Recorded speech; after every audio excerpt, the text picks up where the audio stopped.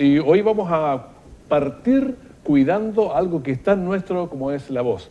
Así que estamos con el catedrático de la Universidad de Talca. ¿Cómo está? Gusto de saludarlo. Hernán Martínez, asiento. Muchas gracias. Para conversar, porque hace 2 días, antes de ayer, fue el Día Mundial de la Voz. Así es. Y bueno, y nosotros queremos seguir conversando y cuidando esta herramienta que para nosotros es muy importante, pero para toda la comunidad. Uno llega y se presenta, tiene que decir su nombre. Exacto. Bueno, esto la verdad es que partió no hace mucho, estábamos sacando cuentas y esto partió en el año 1999. O sea, hace 19 años. Exactamente. Partió con un otorrino de Brasil, que se dio cuenta que mucha gente consultaba por este problema de la voz, pero lo consideraba como algo normal.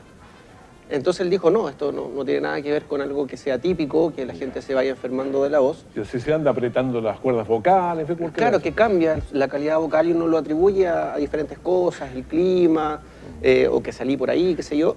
Entonces, él empieza a hacer una investigación y la da a conocer años más tarde en una convención, y ya en el año 2013 empezó a generar esto a nivel mundial. O sea, 2003, hace 15, 16 años recién. Exacto.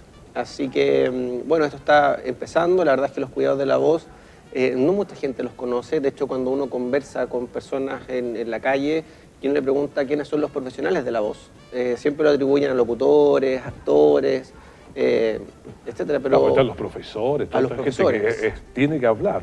Claro, pero la verdad es que la definición de profesional de la voz tiene que ver con todas aquellas personas que para sus ingresos, para trabajar, necesitan de la voz como una herramienta de trabajo. O sea, por ejemplo, un feriante también sería un profesional de la voz. Pero a ese claro, extremo llegamos. Una secretaria, una telefonista. Y muchas veces si yo le pregunto a una telefonista, entonces, ¿usted se considera una profesional de la voz? Va a decir, no, la verdad es que yo no canto, no actúo, etc. Cualquiera que se gana los porotos con la voz es un profesional de la voz. Claro, y por ende debe tener conocimientos de ciertos cuidados, de hábitos de higiene, por ejemplo, y evitar obviamente conductas de abuso o mal uso vocal, que es un poco lo que siempre se trata de enseñar y educar, sobre todo en este tiempo que está más sensible, producto del Día Internacional. Necesitamos higiene vocal y bucal, porque son las cuerdas vocales las que hay que cuidarlas bastante también. Sí. Bueno, hoy día en realidad, hay cosas que van cambiando, son nimideces, pero hoy día se habla más de pliegues vocales. Los pliegues vocales, ya. Pliegues vocales, más que cuerdas vocales, ¿ya? Pero en realidad, hay cuidados bastante básicos, sobre todo la hidratación. Empecemos por estos básicos, la hidratación. La hidratación, sí. Siempre recomiendan el tomar agua. Es un elemento que es bastante bueno, ojalá agua a nivel ambiente, ya que por ahí yo pedí también para tener agüita para ir hidratando. Pidió agüita y nosotros trajimos un café para echarle a perder la cosa.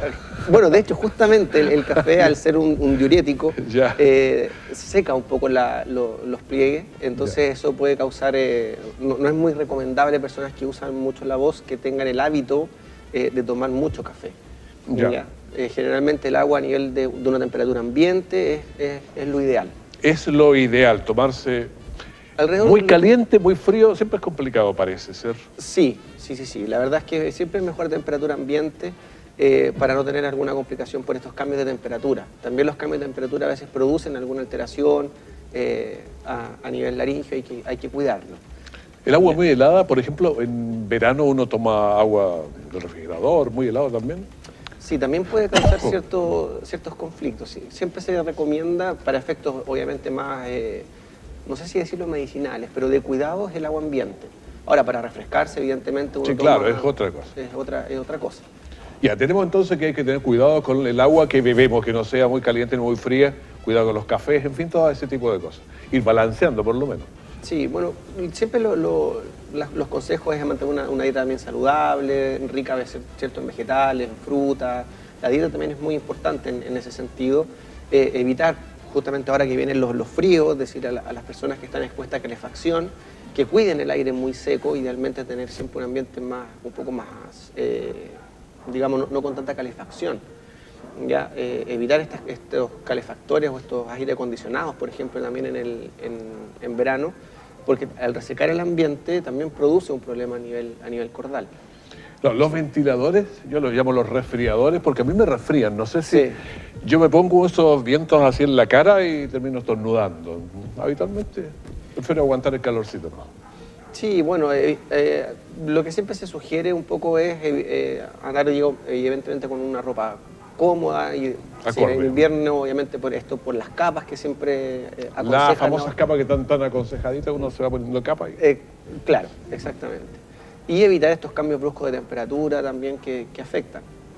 Ahora, por ejemplo, otros consejos que son bastante prácticos son para las personas que trabajan, por ejemplo, los profesores, que muchas veces ocupan su voz como herramienta también para silenciar al curso o para llamar la atención. La verdad es que siempre uno cuando se enfrenta a un profesor, lo primero que uno le dice, no, para llamar la atención o si está al aire libre, utilice un pito o algo, pero no su voz. Claro. Nunca su voz para llamar la atención. Si no, aplauda, por ejemplo, dentro de la sala de clase o qué sé yo, pero no exponerse a ruido. Las personas, por ejemplo, que van a la discoteca, ellos no saben, pero tienen que ganarle al ruido que hace... Cuando quieren hablar están gritando. Decir, vaya a hacer lo que uno hace, tiene que... No, ahí efectivamente uno grita. O sea, si yo apago la música de un sopetón en una disco, se van a dar cuenta todos que están, pero de verdad, gritando. Por eso a veces, después de una noche de discoteca, cuando uno trata de hablar con una persona, al otro día lo más probable es que tenga una fatiga horrible. Así que lo otro también es cuidarse con el asunto del estrés, que yo también le comentaba. Del estrés, sí. A ver, uno siente a veces cuando, alguien tiene que hablar en público y a veces se queda caído, no puede, le cuesta. Le cuesta, sí. Bueno, técnicamente el nervio que está a cargo de la función de las cuerdas vocales es el nervio vago. Vago, eso no hace nada. El décimo par. No es que no haga nada, todo lo contrario. Le toca harto trabajo. No, de hecho es uno de los nervios más extensos que recorre gran parte de nuestro sistema nervioso. Ya. Y ese nervio justamente el que va, una rama del nervio vago. Llega a los pliegues. Va a los pliegues vocales.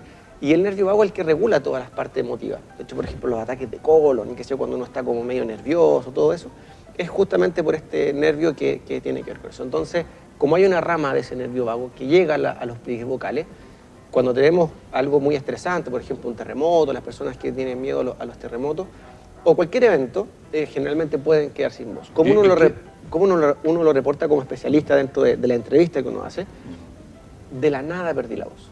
Y ahí uno dice, hay algo ¿Hubo algún psicológico. evento?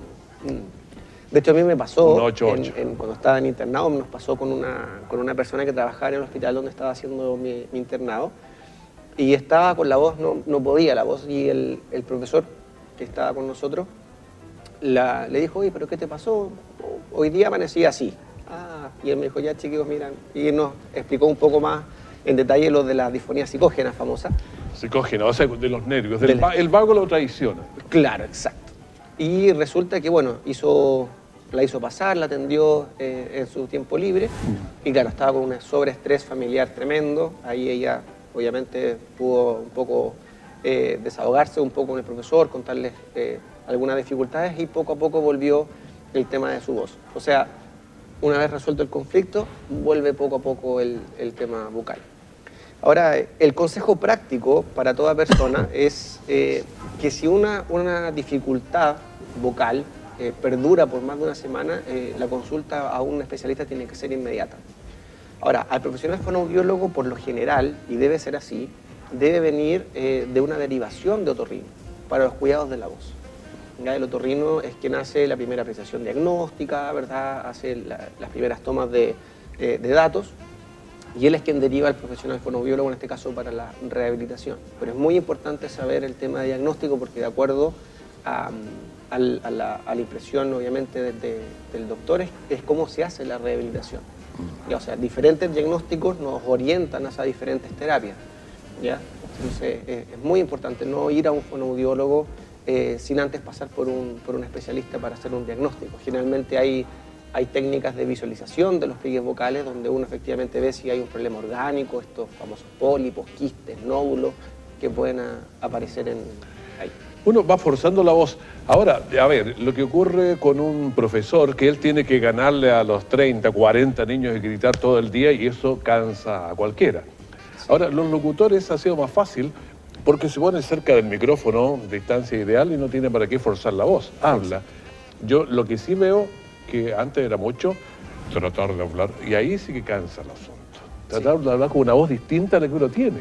Bueno, de hecho es una de las cosas que tampoco se sugiere mucho, que es el hecho de imitar voces, porque produce una sobretensión laringe. Claro, tiene que hacer cosas que no son las naturales. No son las naturales, exacto. Por ejemplo, lo que usted hizo también es importante, el tema de la postura. Yo estaba con una postura media chueca ahí, pero Ya, hay que ponerse la postura en también es posición. importante. ¿Por qué? Porque hay un equilibrio muscular que es muy importante mantener, Ya. que tiene que ver con todo lo que tiene con la laringe. Entonces, una mala postura, si yo adelanto, por ejemplo, el cuello, los hombros, todo eso me produce dentro de las cadenas musculares que nosotros tenemos una sobretensión. Y eso, sumado a hablar con una voz que no me corresponde, tratar de hacerlo más grave o más agudo, qué sé yo, o estas personas que imitan tienen que tener una muy buena técnica vocal. Sí, claro. Pero si yo lo hago sin esta técnica, lo más probable es que me cause una sobretensión y ahí hay un diagnóstico muy claro que son las disfonías musculotensionales, que se producen netamente por un problema en este equilibrio muscular que yo le menciono cuando hay una postura adecuada. De hecho, una de las primeras cosas que uno trabaja con el paciente es la postura. Cómo se siente, cómo está, cómo se para, en fin. Exacto. La respiración, la relajación también, ya en movimientos de cabeza, de hombros, porque todo eso esté tiene que... relajado. Exacto. Parece que la relajación sirve para todo, ¿no? Bueno, la relajación. Claro, está estresado, se enreda todo. Sí, así que, bueno, la verdad es que el profesional fonoaudiólogo es una persona que está, digamos, capacitada para hacer este tipo de rehabilitación. El trabajar la respiración a veces es un poco de los primeros pasos que uno debiera de seguir, porque nunca nadie se nos enseña a respirar, lo hacemos, digamos, de una manera automática. Pero yo creo que nacemos respirando bien, pero allá a la semana nos empezamos a echar a perder. Mucho tiene que ver con la postura, porque cuando nosotros nos ponemos en una mala posición, bloqueamos ciertos músculos que son importantes, en este caso el diafragma. El diafragma aquí, esto debe ser ahí. Exacto, el diafragma es este musculito que está justamente debajo de las costillas. De hecho, yo siempre lo hago con mis estudiantes cuando tratamos de ver el tema muscular, porque uno tiene que conocer el músculo para saber cómo si lo movilizo o no. Sí, claro. Entonces uno se pone la manito justamente debajo de las Póngasela costillas ahí, y tosa. Claro, ahí salta. Ahí se mueve, porque la tos es el músculo que se tiene que mover sí o sí para lograr digamos, el efecto de la tos, la expulsión, tiene que ver con esto del diafragma. Entonces, una vez que yo tengo conciencia, que una de las cosas que yo tengo que trabajar, yo primero siento, ¿verdad? Siento el músculo, que estamos en la parte cognitiva básica de la Hay que grabarse cuál es. Claro, cuál es el músculo. Después, toma conciencia de ese músculo, aprieta, siéntelo ahí. Ahora trata de movilizarlo. Y ahí uno lo empieza a movilizar. Claro, respira y siente después, que se infla ahí. Exacto. Y después, a través de la respiración, tú movilizas ese músculo. Y ahí uno va respirando y movilizando y uno va sintiendo y después asociándolo a la parte vocal. Y por alguna razón, algo pasó. Por ahí uno respira por acá, por donde no anda nadie, por el pecho que arriba. Levanta los hombros. Sí, claro. Y eso también produce, evidentemente, una mala tensión. Aparte que estamos ocupando una porción de los pulmones que la verdad es que es bastante pequeña en relación a lo que uno moviliza cuando expande a través del diafragma. Es un músculo muy importante. Todo eso. Y los músculos intercostales que se abren y se expanden y ahí uno logra una buena capacidad torácica y ahí uno puede tener un mejor apoyo. De hecho, el apoyo vocal que tanto se habla en los cantantes tiene mucho que ver con... A mí me pasa siempre cuando converso a veces con los cantantes, el apoyo falta, pero no, yo creo que pasa no sé cuántos años y no entienden lo que es el apoyo y ese es un problema. Pero el apoyo, bueno, hay un profesional que ¿lo puedo nombrar? Sí, no, hombre. Bueno, que es Marcos Guzmán, que yo tuve el privilegio de sí, él lo ubico, muy bueno. Sí, no, es excelente, Genial. tiene muchos videos. Y él trabaja mucho sobre el apoyo y otras cosas, ¿sí? Sí. Yo tuve el privilegio de estar con él en un seminario donde él se juntó con Laura Neira, que también es una persona muy importante de Argentina, que le gusta mucho el tema de voz.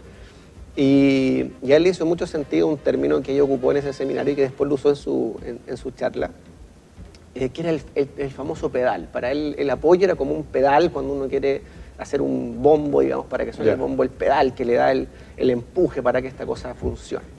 Entonces ese apoyo es como ese pedal, decía él. Y daba, bueno, él lo puede hacer mucho mejor que yo, él es un profesional que también canta. Él canta muy bien. Sí, canta muy bien. Todo. Ensancha la laringe, todo, no, lo hace muy bien. Sí, del Señor de la Mancha, le encanta. Bueno, yo también tuve el privilegio de ser su estudiante. Ya. Así que como docente también él, la verdad es que No, es muy pedagógico, muy bueno, pedagógico, muy sí, bueno. sí, sí. Bueno, yo creo que sobre el tema de la voz, a mí por lo menos podría estar conversando días, me encanta el tema, pero hemos aprendido algunos cuidados básicos de la voz en 20 minutos, no es tanto lo que se puede hacer, pero algo logramos. Sí, Por lo menos fijar conciencia. Sí, lo último nomás, que antes que se me quede en el tintero, el tema de cuando habíamos hablado de la alimentación, si una persona sufre de reflujo tiene que cuidarse el doble. Porque el reflujo sale ahí, sale le la deja acidez, la grande. Claro, entonces ahí también evitar evidentemente los alimentos muy condimentados, ¿verdad? La pimienta, el ají, todo lo que pueda ser irritante. ¿Ya? Porque Ahora, el ají, esas cosas hacen mal aquí en la garganta, lo que pasa es que el ají como ají, digamos, tiene también sus atributos positivos dentro de la dieta. El tema es que cuando uno tiene un reflujo, una gastritis o algo que aumenta la acidez, son favorecedores de la acidez. Entonces, todo lo que aumente la acidez va a ser algo perjudicial. Si yo no tengo problemas, la verdad es que uno lo digiere sin mayores problemas, pero si ahora uno va a tener un esfuerzo vocal pronto, digamos, evitar todo alimento que sea irritante. El ají evidentemente irrita. Claro. ¿Ya? Entonces, si yo estoy acostumbrado para el fin de semana, a lo mejor un viernes que ya un profesor ya descansa los pliegues vocales, no habría mucho problema, pero sí durante la semana evitar todo lo que son condimentos que irriten. ¿Es bueno tomarse algún descanso en la voz, por ejemplo, 8 horas sin hablar, en fin, ¿sirve o no sirve? Sirve bastante el reposo vocal. A veces uno lo recomienda como terapia, el reposo vocal relativo, absoluto, depende cómo sea el problema. Hay también ejercicios de calentamiento y enfriamiento vocal a las personas que están expuestas. Hay que calentar un poquito. Sí. Es que la verdad es que yo siempre lo explico que es como un futbolista. El futbolista antes de un esfuerzo físico importante tiene que echar a andar la musculatura. Y después también tiene que estirar, o sea, tiene que enfriar. Claro, cuando termine un poquito, no tan abruptamente. Sí, y al igual como cualquier futbolista que se puede lesionar jugando, también uno, por muy especialista que sea, también puede fatigar y dañar los pliegues vocales. Así que es importante, hay técnicas de calentamiento o enfriamiento vocal, que de hecho Marcos Guzmán tiene videos bastante buenos y bastante... Todas esas cosas que hacen los coros. Sí. Claro, sí, hay algunas también de vibración, también porque aumenta la irrigación. Exactamente, de vibrar los labios, la r, esa le gusta, sin sonido. Sí. Tratar de Yo en la mañana cuando uno parte temprano y hace frío, cuando me vengo en el camino, vengo haciendo estos precalentamientos. No estoy loco, no, estoy haciendo algún precalentamiento en el camino para no partir tan en frío, aunque uno está una hora antes aquí, digamos, pero de todas maneras, cuando hay que leer noticias o cosas que se tiene que aguantarse 30 minutos hablando rápido, hay que hacer algunos precalentamientos en el camino. Sí. Bueno, hay hartas cosas que hacer, pero hemos aprendido, así que muchas gracias. Un saludo a Daniel, un saludo a don Ezequiel. A don Ezequiel, pues. Ezequiel Plaza, sí, por supuesto. Plaza. Lo hemos tenido aquí, ¿ah? Sí, lo hemos tenido. Él es el encargado de todo el asunto de fonoaudiología en la Universidad de Talca. Sí, no, la verdad es que hace un muy buen trabajo y bueno, como yo vivo acá. Claro. Así que no, y aparte que mi unidad también tiene mucho que ver con la voz. La unidad donde yo trabajo, que es habilidad de deglución en la universidad, trabajamos también, es parte de lo que tenemos que enseñar. Así. La deglución, todo eso va ahí. También influye. También influye, influye todo. Bueno, le agradecemos a don Hernán Martínez por haber estado con nosotros conversando. Saludos a todos por allá y que estén muy bien. Muchas gracias, don Raúl, por la invitación también. Muchas gracias a los televidentes. Muy bien.